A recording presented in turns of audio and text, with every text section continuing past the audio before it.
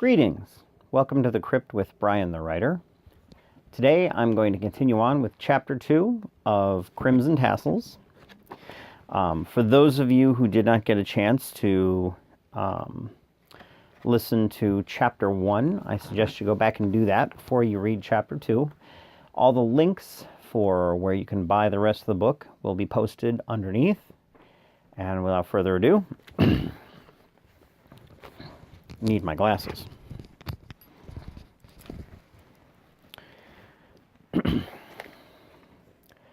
A new home for a new beginning.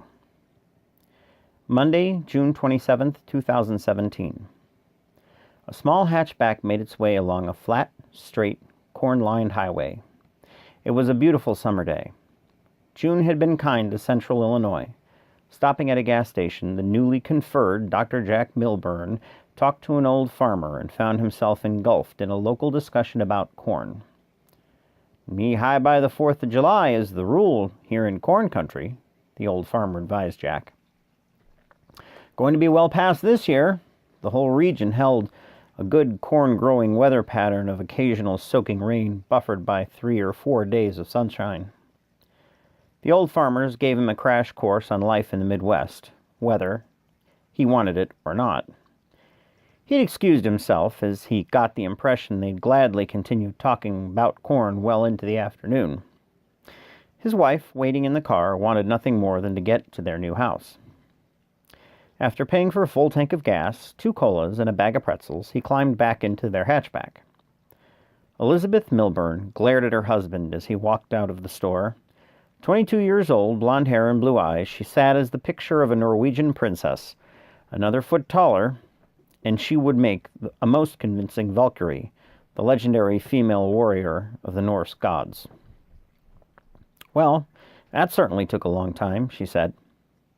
"I think they were trying to initiate me into the life of a Midwesterner. I now know how important it is to get your crops in early, the importance of having the corn grow up to a certain level by the 4th of July, and the all-important issue of dunking versus rubbing the butter on an ear of corn."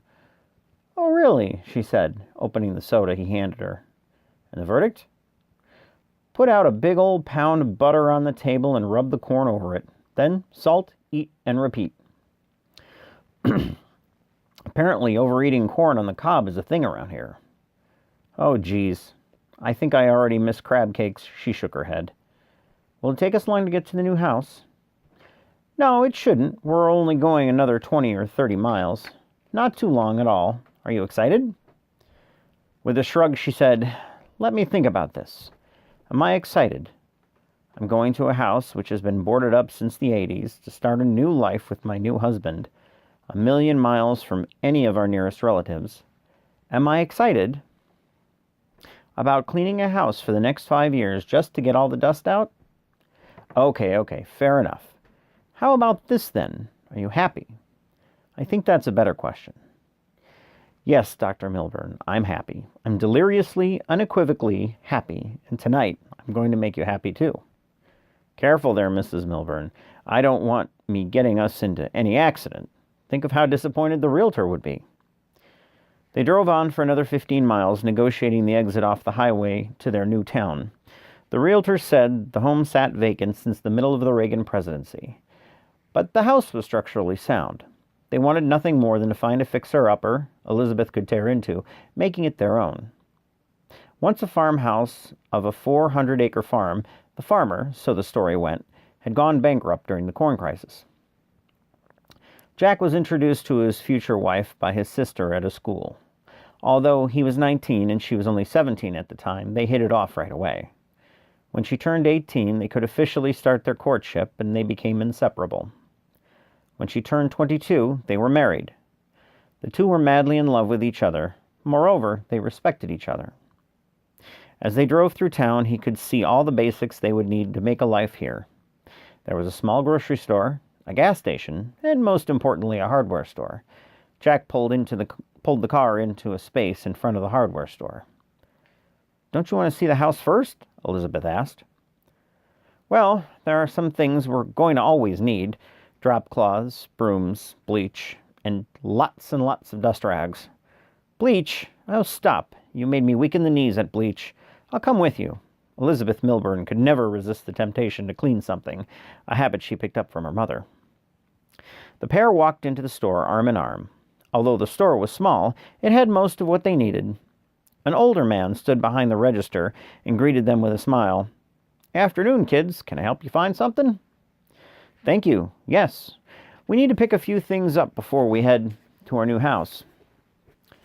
"New house, you say? No new houses around here for the last 40 years. "Ah, new to us, I should say. We're moving into town." "Oh, that's fine. Very nice. Glad to have some fresh faces. My name is Adelbert Gulliver." "Yes, like Gulliver's Travels, and no, I've never read it. Most people just call me Mr. Gulliver, on account of the weird first name, and I taught the science class at the high school for more than a few years." He smiled at his own unfortunate name. Then, sweeping his hand across the store, he said, "This here's Gulliver's Hardware. Mrs. Gulliver is around here somewhere. She makes a mean apple pie." "Well, my apple pie is not mean, you old coot." An elderly, bespectacled woman came up behind them. "How are you doing? I'm Sandra. Don't let this old goat scare you away. I'll keep him in line. And who might you two be?" Jack instantly liked them. There was something about them that clicked. They were warm, friendly people. "I'm Jack, and this vision of beauty is my wife, Elizabeth." "Well, it's an honor to meet you both," Sandra said, extending her hand. Jack could feel her tight grip. This was a woman who worked hard and had calluses to show it. It was like meeting the inverse of the people he knew at the university. His friends and fellow academics had soft hands and wore polo shirts on casual Friday. These people wore overalls and worked hard for a living. "So, Jack, where are you moving here from?" Mr. Gulliver said. "From Northern Virginia." Jack found that Midwesterners tended to react with less scorn if you told them you were from Northern Virginia than if you told them you were from Washington, D.C. "I took a job at the university." "That's about all we got up here, the university and farming," Mr. Gulliver said. "How about you, little lady? Are you working, or are you going to stay home and raise a litter of young'uns?" "Well, as I live and breathe." "Don't be so rude," Sandra said. "Don't pay that old fool any mind. He spent one too many days snipping turpentine. Why don't you come with me while we let the men folk talk about whatever it is that men folk jabber on about?" Jack and Elizabeth exchanged smirks as Sandra escorted her into another part of the store. Mr. Gulliver walked with Jack as he picked up a few tarpaulins, a push broom, 2 garbage cans, and a box of rags. He also picked up some oil soap on Mr. Gulliver's recommendation. "I can't recall any houses for sale around here. Where did you say you were moving into?" "It's the old abandoned one just northeast of town. Been boarded up in caretaker status since the 80s. We bought the whole kit and caboodle for cheap, but it's gonna need a ton of work. I have the feeling you'll be seeing a lot more of us." "Northeast of town?" Mr. Gulliver said, scratching his whiskery chin. "Don't recall any place out that way." "It's an old farmhouse. I think someone called it the Anderson place." Jack was looking at a box of bungee straps. The bag said it had multiple sizes and widths, but they all looked the same to him. Turning back toward Mr. Gulliver, the man looked white as a ghost. "Do you mean Donald Anderson's farmhouse?" Mr. Gulliver stammered. Jack suddenly felt bad about bringing it up. "Yeah, I suppose so. Why? Are you feeling okay?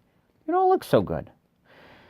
"I'm all right," he said, waving a hand. "At least I think I am. Just tired, maybe." The Anderson home. I never thought I would ever see anyone live in that place again. Jack felt like he was in the middle of a crime drama, where the perpetrator was about to be revealed and maybe a gunshot might ring out in the back of the store. Suddenly, what had been a warm store felt cold and foreboding. Mr. Gulliver silently rang up the sale and took Jack's money. "Let's sit down for a moment while the ladies get acquainted." He gestured to the 2 plastic lawn chairs sitting near the register. "What did they tell you about the Anderson house?" "Not much, really. They said the family died in some sort of accident, and the house sat empty since then. The house is still full of their stuff. We have a dumpster coming the day after tomorrow. I imagine I'll throw a lot of it out." "I see." "Did you know the Andersons?" Jack asked. "I did," Mr. Gulliver said. He stared off into a dark corner of the store. The old man's eyes suddenly looked worn out. He He reminded Jack of his grandfather when he talked about the soldiers with whom he fought in the Korean War. There was definitely a pain behind whatever memory he was replaying in his head. Donald Anderson was a good friend. Great family. Shame about them. Did they tell you how they died? No, I didn't think it was important to ask. Maybe you should have, he said. Mr. Gulliver knitted his eyebrows together. He regarded Jack the same way someone looks at a child who had just asked an inappropriate question. Lots of things you should really know before buying a place like Donald's farm. Like what? Jack sensed the old man wanted to tell him something, but was unsure how. Mr. Gulliver just sat in the chair, rubbing the armrests of the chair and rocking back and forth slightly. Donald Anderson murdered his family, Jack. He murdered them all in that house. What? Jack's eyes opened wide as he processed the idea. I'm sorry, Mr. Gulliver, but I find that really hard to swallow. You'll forgive me if I ask for a little more information. Mr. Gulliver let out an elongated sigh and braced himself on the arms of the plastic chair. His oldest boy was found in the barn alongside the house. The other boy was found in the living room and the wife in their bedroom. She still had a novel in her hand from the library. Donald was next to her. His brains splattered all over the bedroom wall.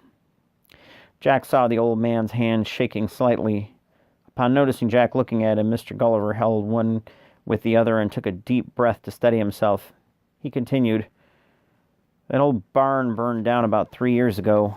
I'm pretty sure it was nothing more than some old faulty wiring, but other people, more superstitious people, say they saw Donald's ghost out by the barn, dancing around it as it burned. Why wouldn't anyone tell us this? Jack's mind raced. They might have been victims of an elaborate deception. People generally wouldn't buy a house where something like that happened. Not that it would have necessarily stopped them from purchasing the home, but it would have been a factor in negotiating the price.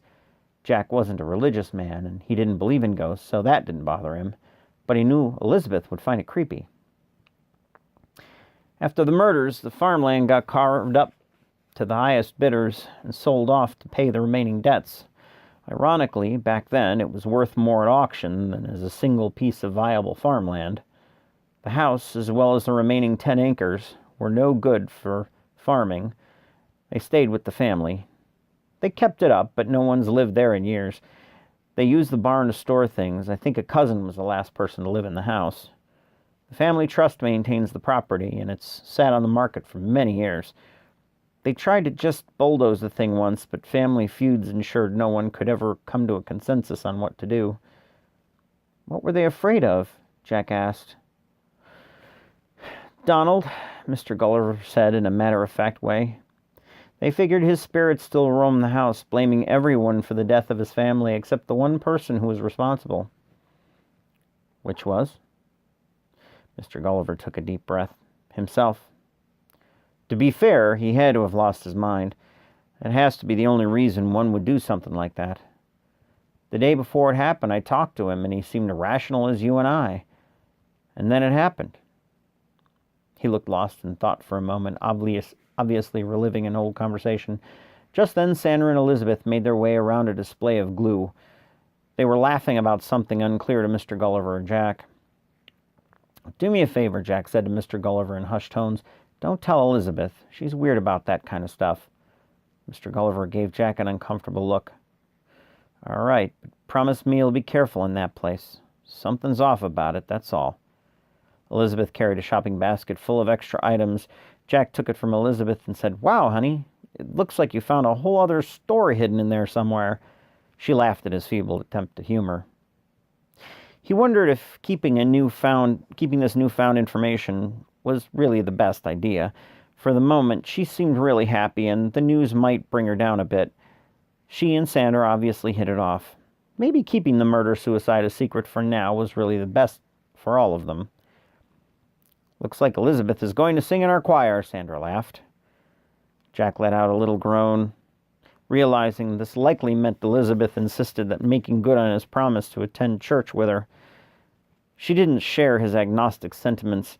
Jack often wondered if it were really necessary to demonstrate how good a person you were by prostrating yourself weakly to an omnipotent God. He figured an omnipotent being should already know if he believed in him or not. As he got older, Jack found himself thinking more and more about God. If they had a child, how would they raise it? Would he agree with her insistence that it be raised in a church community? Finding out their new home was the site of a triple homicide and suicide was perhaps just one more reason to attend church. They could use all the help they could get. "Oh, yeah," Mr. Gulliver said. "You're going to join us for services this Sunday?" "I guess so." Jack suddenly felt impatient to get to the house. He looked at his watch and saw it was nearly 1 o'clock, when they were supposed to meet the realtor and get the keys. He stood up and looked over at Elizabeth. "Come on, sweetie. We need to go meet Rita." Sandra handed them a piece of paper with their phone number on it. "You two kids have fun, and good luck. If you need anything, please call us anytime." Elizabeth took the piece of paper and gave Sandra a hug. Jack thought to himself, "These are nice people. This is why we moved out here." Jack loaded the paper bags and other items into the back of the car. It seemed like too peaceful of a town to have something like that happen. By his nature, he was skeptical of stories like the one he heard Mr. Gulliver tell. Rumors and urban legends have a way of morphing from bad to worse. He opened the driver's side door and stared out at a skyline over the roofs of the buildings across the street. In the distance, he saw a dark line of clouds. Maybe not much of a skyline, but at least you can always tell when the storms are coming. Turning out onto the main street, the GPS, which he affectionately called Sarah, told them they still had 8 minutes until they reached the house.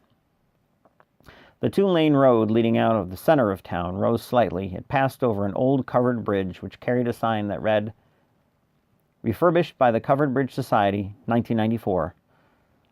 On either side, a meandering stream identified as Swallows Creek stretched out in the horizon, to the horizon. With the bridge, the corn, and the darkening skyline in the distance, he thought it looked like a greeting card. Jack became lost in his own thoughts. He was happy. Obviously, a little taken back by the news that his new home had such a grisly past.